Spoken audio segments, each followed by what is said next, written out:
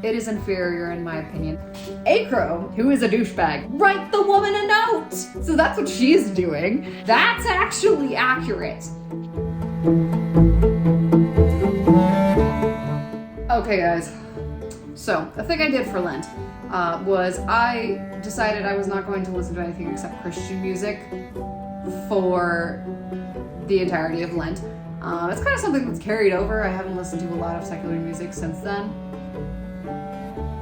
But anyway, I'm also a musical girly, okay? I like my musicals, I like my soundtracks, it's fun. I went to see Hadestown. It's like the only musical I've seen professionally done on stage, besides Les Mis.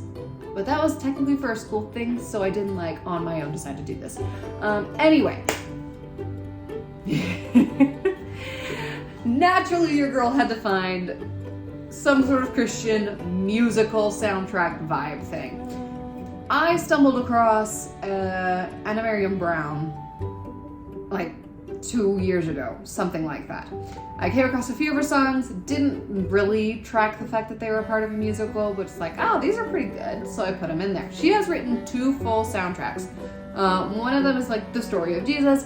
It is inferior in my opinion. It is not necessarily bad, but I like far less of the songs from that one. So she wrote one about Jesus' story, and then she took some of the stuff that she did in that one and she went even further with it and made another one called To Ashes, where it is following 2 specific characters that end up through the journey of their story falling into the path of Jesus. One is the prostitute that was caught in adultery. They brought him before Jesus and said, the law says she should be stoned. What do you say? And he pulls the whoever hasn't sinned may throw the first stone line. That one. And then another one is a leper that he healed. And so, I don't know if it's a specific leper because I don't remember that particular healing happening. But it is a leper that Jesus eventually heals. So, oh, it's so good. So it takes these 2 characters, connects their stories, and deepens it to have kind of the lead up and whatever else to this healing and them encountering Jesus and the difference that this makes.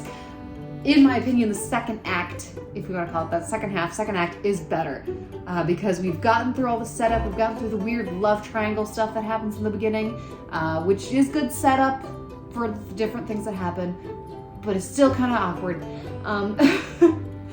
Get through all of the love triangles and setup stuff, and we have, they're in the thick of it. They are going through it, and then Jesus enters, they are healed, and we have the last, 2 songs, I think it's just 1 song, where they finally reunite. So, you have Asher and Matthias. Asher, eventual prostitute. Matthias, eventual leper. They are childhood sweethearts, but Matthias' mother gets stoned because Acro, the 3rd character in the triangle, his father, Acro lies to his father about who Matthias' mother is, calls her a harlot. So, naturally, because of the law, Acro's father has Matthias' mother stoned. Matthias has to watch his mother get stoned to death, and as you might think, freaks out. They have a whole cool scene where Acro's kind of divulging this to the crowd. Has a little song that's like, I didn't mean to kill his mother. And so he kind of recounts what happens.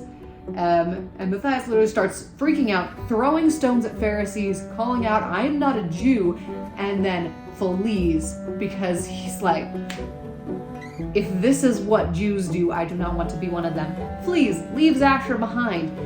So years later, 5 we find out later, Acro proposes to Ashra, and Ashra is kind of pressured / in very kind of depressive, given up state, because of her love left. She's been horribly burned by this, and so her fight, that rebellious fight that she's had all her life, has kind of gone out. And then the pressure of her father and whatever else wanting to be like, hey, he's a Jew. He's righteous. He follows the law. You're gonna marry him. And so she gets semi-pressured into agreeing to marry him. Obviously, Matthias enters back into the scene, and tension ensues as Matthias wants her back. Acro wants to keep her, and Astra is kind of at a loss of what to do because she wants to be a good Jew, and that which would mean marrying Acro, but she also has this underlying love and old feelings for Matthias. Acro, who is a douchebag from the beginning, is abusive physically, and just not a good person. Very much not a good person. Ends up cheating on Astra for 3 months. She finds out, tries to get her father to break off the engagement, but because they're in a patriarchal society, they don't really believe her. So she runs off to be with Matthias, naturally. But things obviously can't go that well, so Matthias gets leprosy. He's touched by a leper, and Matthias, being Matthias, leaves when he realizes that he has leprosy, leaves without telling Astra anything. His logic for this is he saw how she looked at a leper, did not want to see her look at him like that. Like, would have died to see her look at him like that. And my brain went, write her a note so she doesn't think you're a douchebag. Like, you're a man in this society, you are literate, I know your mother was poor, but like, you totally gotta be literate. And we know Astra is, because she writes a letter in a previous song. But I'm sitting there going, write the woman a freaking letter so that she doesn't think you're a douchebag who just abandoned her and your unborn child. One of the best songs in the entire musical comes out of that. Because Are You Willing, Part 1 and Part 2 are the best songs in that musical. But like, seriously, write the woman a note! So anyway, he goes off. She thinks he's abandoned her and her unborn child, because she tells him, I'm pregnant, the day he leaves, because he's realized he has leprosy. And so there's a whole miscommunication about his reaction to the baby not actually being about the baby, it's about his leprosy, but he's like horrified, and she thinks it's about the baby. All sorts of miscommunication. He decides not to leave a note, runs away, and joins a leper colony. I don't know what to call it. A leper colony where he learns how to beg. And yep, it just gets worse. And he meets Zyra, who's kind of sort of a love interest, but not really. I don't know why the love facet of her character is a thing, but it's fine. It's fine. No offense to the singer of that character, but her character is just her main purpose is to bring Matthias to the leper colony, and then later she gets healed, and so she brings him to Jesus. And that could have been done without the love aspect of it. Anyway, so he's in the leper colony. Astra, now going back to her family, getting rejected by her family because she left the faith. She is now in exile. And yeah, so her only goal, like, option as a woman in that day and age in society is to sell herself in order to make enough money to support her child. So that's what she's doing. And then we have Acro comes back. Matthias almost gets stoned because he intervenes with, he comes across Astra again. She's looking for clients. He intervenes with one of them. They find out he's a leper. They almost stone him, so Acro pops up again for the first time in the second act and saves his life, and then proceeds very quickly to go and hire Astra. After having motivated Matthias to get all of his earnings from begging and bring them to Astra's home. His home, where Acro is currently doing his wife. And so basically, Acro's like, haha, my revenge for Matthias making Astra run away. I am going to go hire his now prostitute wife, influence him to be there, manipulate him to be there to watch, tell her that he is dead, because he's a leper. You ran away before they finished the stoning, so it's entirely possible that he's dead. Tells her he's dead to get revenge on both of them, and then goes even further and has revealed to the priests and the officials she is a harlot, and therefore bring her to her home in the morning to catch her in the act, and therefore they grab her, drag her before Jesus, have that whole scene play out. Meanwhile, Zara gets healed in the midst of this time period, goes back to Matthias, who's about to jump off a cliff because his love just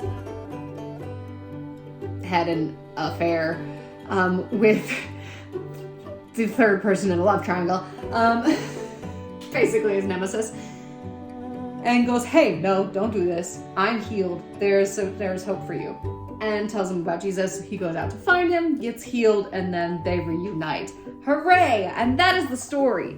The music is actually so good, especially in the second half. I love the music in the second half. Like, Are You Willing? So good. Another Day Passes. I love how it goes from this happy tune where it's Asherah and Matthias having their life together to, in the second act, their life apart and what has changed and all of that. Like they have part 1 and part 2 of like 2 or 3 songs, and it's so cool to see how it shifts even in the vibe and the idea. It's like Are You Willing goes from like this hopeless, I have nothing to do anymore, to hope in part 2 because he's finding Jesus. And Another Day Passes goes from this happy cheery tune that he and his wife are singing because they're together and things are going well, to hope, like sad and hopeless and downtrodden because I'm doing what I have to survive. And those are like the main 2, part 1 and 2, that I can think of off the top of my head. But and then Silent Bride in the first part, where we have her father not believing her when she says that Acre was cheating. That one is phenomenal as well. I love Silent Bride. It's the time is so good. So I enjoy some of the songs. The story is very well told. But as I was like listening through this more than once during Lent, I found this really cool underlying theme throughout, like these little nuggets and marbles that were really cool. So the entire theme of this musical seems to be freedom, and what these characters believe freedom is versus what freedom truly is. When they find Jesus and they come around, they realize in the healing and the redemption of it what freedom truly is, and they end in that new freedom, being able to come back together as a family, now freed from all of their burdens and their past, and both the physical things and the spiritual things and those mental things, and they are finally able to come back together within that true freedom, versus this freedom they have been chasing for the entire miracle that has never been musical that has just fallen short every single time. Like Asha has an entire song about, it's like, I'm going to set myself free from this life of being told that what I say is not when what I say is not believed, being told I have to marry this man who is not faithful to me, and all of those things, and this idea that she can set herself free, and so she runs off, and that is why she joins Matthias and leaves the faith and all of that. And it's so good. And then she also comes to a realization halfway through the musical, after Matthias leaves again, I can't free myself, so there is no point. And so now she's just come to terms with the fact that she will be chained for the rest of her life by one thing or another. And that is then what she believes. And then she comes and she meets Jesus and he frees her. Oh, it's so good. She, like, right before she realized I'll never be free, because she goes to the temple and she prays for mercy from her brother, who is a priest. And the tune of this song, where she is praying to God and just laying her heart raw against, out on the floor, open for all of God's existence, just all of it. The tune of that song is the same as the song where she comes face to face with Jesus, and he talks to her directly and tells her with like words from her own mouth, this is where I was, this is what I was doing. Oh, some of the musical things are so good. As an Epic the Musical fan, we really appreciate the the overlap of those kinds of things. Oh, it's so good. So this idea of freedom, and like even Matthias running away from his problems instead of facing them, and like finding safety in that, and then all of a sudden he comes to Jesus and he realizes, oh no, I've just been making my entire life worse. Like, this is not the way to handle these things, and finding freedom in Jesus. Oh, it's so good. I love that aspect of the musical. It's so cool to see how it plays out. Another fun aspect is I got from one line in a reprise of Silent Bride. So Asherah has left. She left a note. She's like, I'm breaking off the engagement myself. I'm running off. I'm going to find Matthias and leave Judaism. And so we have a little reprise of Silent Bride as her brother brings this, or as her father brings this to her brother. And her brother's just like, no, my job is to know the Lord. He's merciful. And his father's response is, not if we don't want his mercy. And I sat back and went, that's actually accurate. He is not wrong, because the gift of salvation is a gift that we have to accept. So his mercy and his grace is something that we can't get if we're not going to accept it, if we don't want it. So that aspect is accurate, but then he takes it too far. When we have Asherah coming back and she is begging for help, she needs help, she wants that mercy and that grace, and they refuse to give it to her. And that is where this comment that her father makes strays from, I think, like God's view of mercy. So if we don't want it,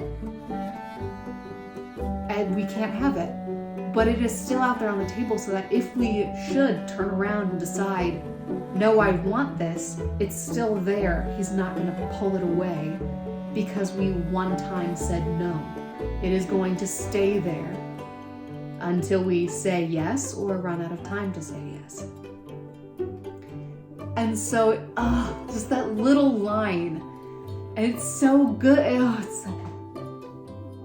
There are just little nuggets throughout this musical. I keep wanting to call it a miracle. Throughout this musical that are just so good. And then on top of that, it's just told through this very, very cool, very well-written musical with characters that you can truly like relate with. Maybe not specifically what they're doing, like leprosy and prostitution, but like they're struggling and they feel like God is not listening to them, and they feel trapped by what's going on in their life. And then they come face to face with Jesus and they realize, oh, I know what true freedom is now. And because of that, they are able to come back together, and they were able to like overcoming these struggles and find forgiveness in each other. Oh, it's so good. The theme of freedom is so good. I love it. Anyway, that was a lot of what I was listening to during Lent. I have a lot of that musical, at least like the melody musically wise of it kind of memorized. I enjoy it. I enjoy it. It is the superior musical of the two that she's written. Like, no offense to his story, but One Step at a Time is like my favorite song from that, and beyond that there's maybe one or two other songs that I have saved on my Spotify. So, whereas in Ashes I have like half of them, if not more. So yeah, I enjoy it. It's very cool. Like you listen through it, you're just like, oh, fun musical, and it's, you know, it's like Christ-centered. That's cool. And then you listen through it again, and maybe again and again, and you start to pick up on all these little things where it's like, oh no, that's cool. She's a smart writer. So that's fun. One little nitpicky musical thing that I wish we had was when he gets to the leper colony, we have the introduction song, which is Call Me Zyra, and then we have kind of the crash course training montage song, which is Work of the Worthless. And they're kind of like Done For and There Are Other Ways in Epic the Musical, where it's kind of just they happen one right after the other, and it feels like there should be just like this seamless transition. It's basically one song, which Done For and There Are Other Ways does have. I've definitely listened to them together and just like as one song. I sang a cover of them as one song, but anyway. So it feels like that style where it's like it should just flow from one right into the next, but it's not quite like the transition is close, but it doesn't quite flow perfectly into the other. Of course, I'm comparing this to Done For and There Are Other Ways, which is perfect transition, completely seamless. Part of it is because he like ends a note just before and then takes a second to start it in Done For, so like there's this little pause, but it feels like it's part of the song, and so it just seamlessly moves from one to the next. That doesn't work with these songs. But I feel like there could be a way to tweak the transition a little bit so that they just flow seamlessly or closer to seamlessly. It's so close, but it's not quite. And so I'm just like, it's a little sad. But it's fine. That is a nitpick from me. Anyway, yep, those are my thoughts on To Ashes, of Ashes. I keep using the wrong preposition. Of Ashes. I do recommend a listen. It's definitely like, listen to it once for the vibe and then twice for like the meat of the story. Because like you have to get the vibe, kind of know what's coming, and then you can truly listen to the words and what the lyrics are saying, and then you gather a lot more of like the depth of what is going on and what she's saying through the lyrics. And so that is my recommended format for taking in this particular piece of media. But yeah, I think it's genuinely good, and I think it'd be fun to see this as a stage production.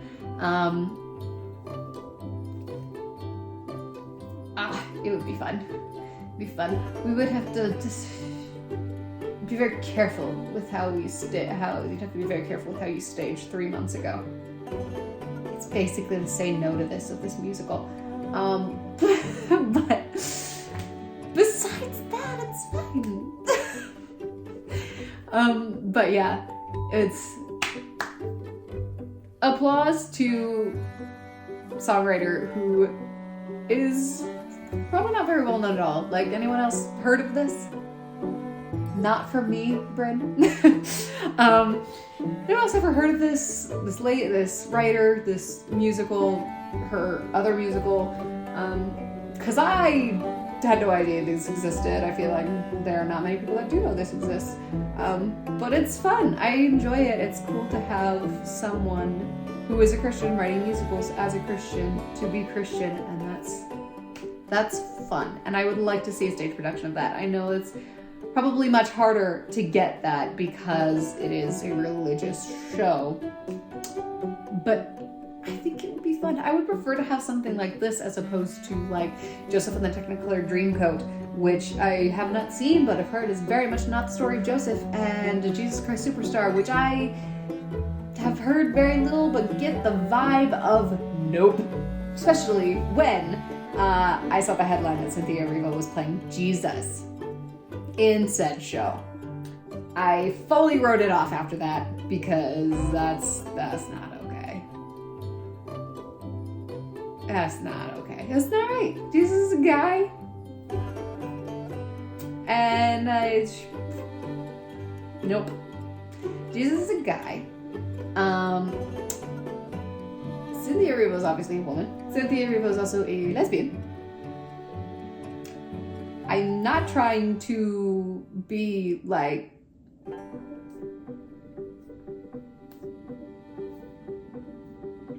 I'm blanking on the word. I'm not trying to like say anything against lesbians, but if you have read your Bible, Jesus ain't exactly kosher with homosexual relationships. So, two big ones. Nope. See, these are the comments that get me in trouble. Anyway. It's like two things that are just like very much not in line with the person of Jesus, and you are putting a person who is that into that role. And so my brain goes, nope, not watching that show. I don't trust that show. I don't believe that show is going to be at all theologically right. And so having a show, a musical, that like theologically sound, enjoyable, characters that grow, like, oh, love it. I'm so happy it exists. I would like a stage production. Who's with me? Start a petition. Let's make this happen. Who wants to has the capability to message Anne Marion Brown for me? Let's make this a stage production. Anyway, those are my thoughts. Feel free to continue the discussion. I would love to keep talking. Especially if you have listened to it. Oh, let's please discuss. Anyway, that's all for now. I post videos on this channel on Saturdays, on my audiobook channel on Thursdays. I don't know why my chair is continuing to roll this way, but we're just gonna keep leaning into the middle of the screen. I will see you guys next time.